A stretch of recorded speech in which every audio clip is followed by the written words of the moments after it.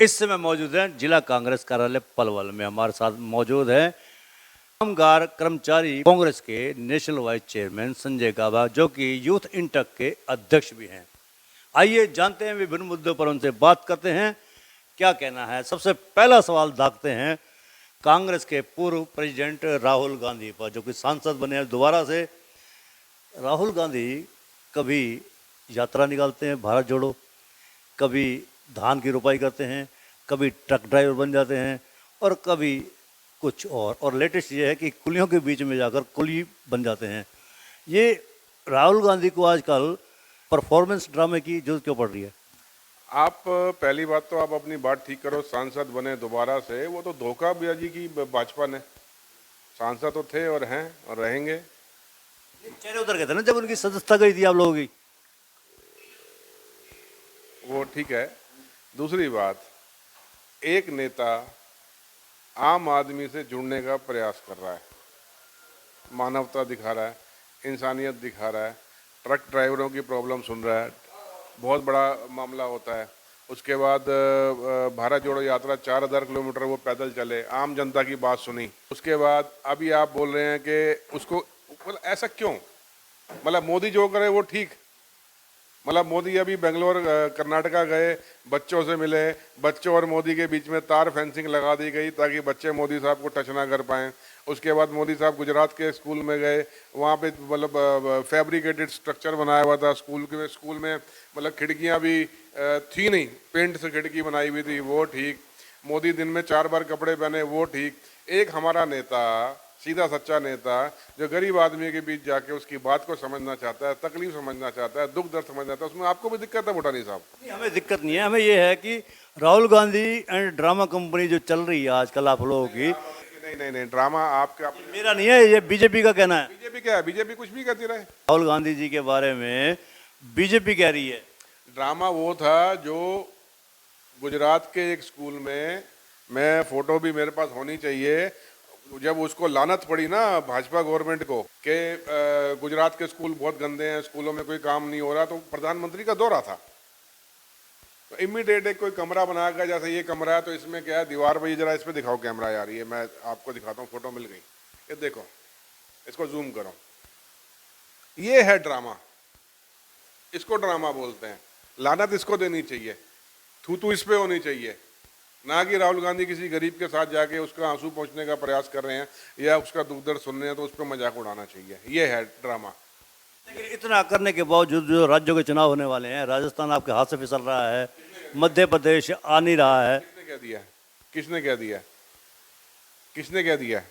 BJP का कहना है, और कौन कहेगा आपके लिए? बीजेपी का टाइम गया, मोदी का टाइम गया, और मोदी को जो इंडिया गठबंधन हटाएगा वो तो हटाएगा।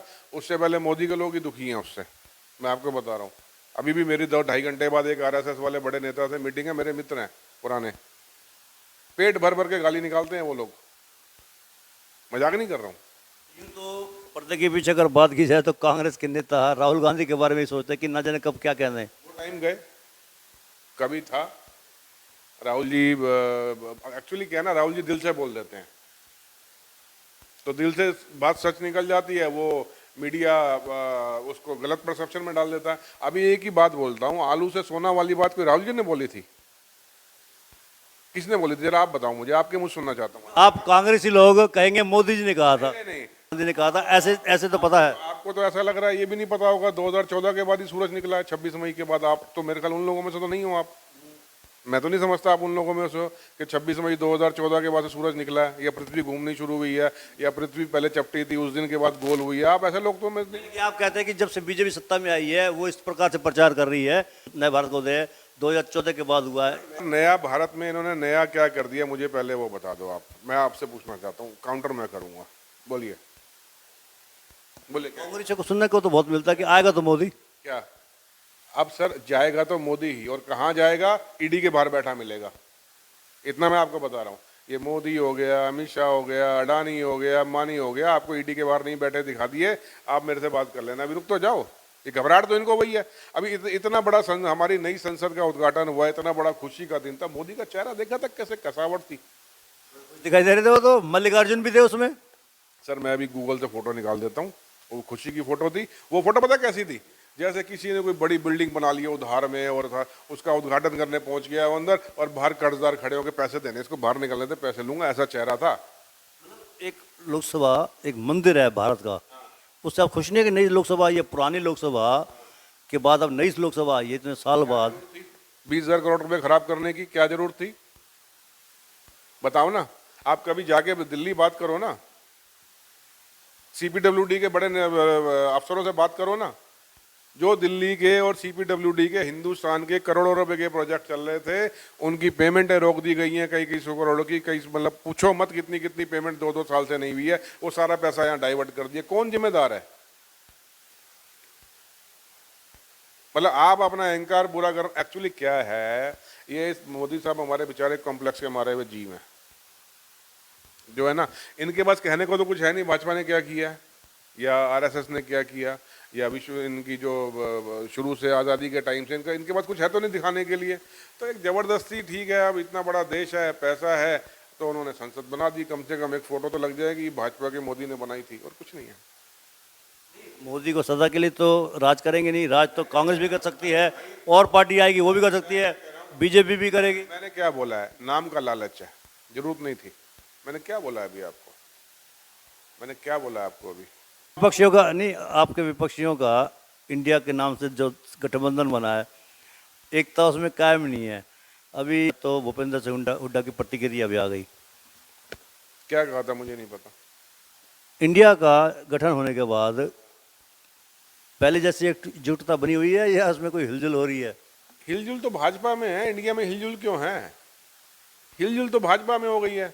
आपको इंडिया बनने के बाद से मोदी साहब ने नींद की गोली खपत बढ़ा दी होगी अपनी, भाजपा वालों ने। दिन रात सोते बैठे उठते मोदी मोदी दिखाई देते होंगे आपको।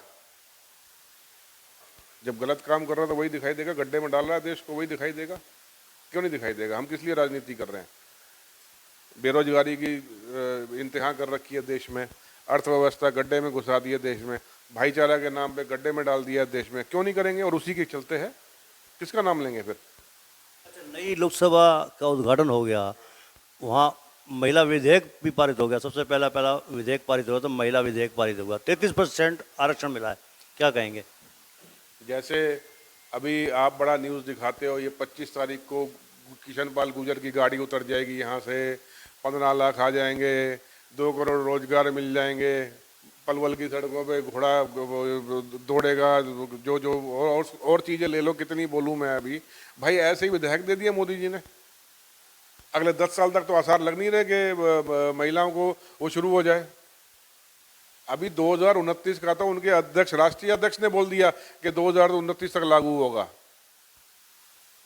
भाई जब आपको अपोजिशन भी सपोर्ट कर रहा है, अपोजिशन खुल के बोल रहा है इमीडिएट लागू करो, आप लागू करो ना आने वाले समय में। हिंदुस्तान को महिला आरक्षण, जो महिलाओं की भागीदारी थी वो राजीव गांधी जी ने दी थी। आज हिंदुस्तान में अगर 15 लाख के आसपास महिला नेत्रियां हैं करंट और एक्स, वो राजीव गांधी जी कांग्रेस की पार्टी की सोच है, जो उनको पंचायत इलेक्शन में उनको उस टाइम लाभ दिया गया था। 2010 में हमने भी राज्यसभा में अप्रूव कराया हुआ है, क्यों नहीं इसने 2014 में अप्रूव करा दिया? भाई वो परेशान हो गया है, उसके बाद कहने। अच्छा एक चीज़ और बताओ, ये महिला आरक्षण तूने भाई पास करा दिया, तूने संसद का स्पेशल सत्र बुला दिया भाई ने, करोड़ मतलब इतने करोड़ों रुपए खर्च करा दिए संसद के स्टाफ को पैसा एक्स्ट्रा देना पड़ेगा, जो एमपी वहाँ पार्टिसिपेट करेंगे उनको एक्स्ट्रा खर्चा होगा। भाई एक संसद सत्र तो आ ही रहा था अगले महीने, उसी में पास करा लेता।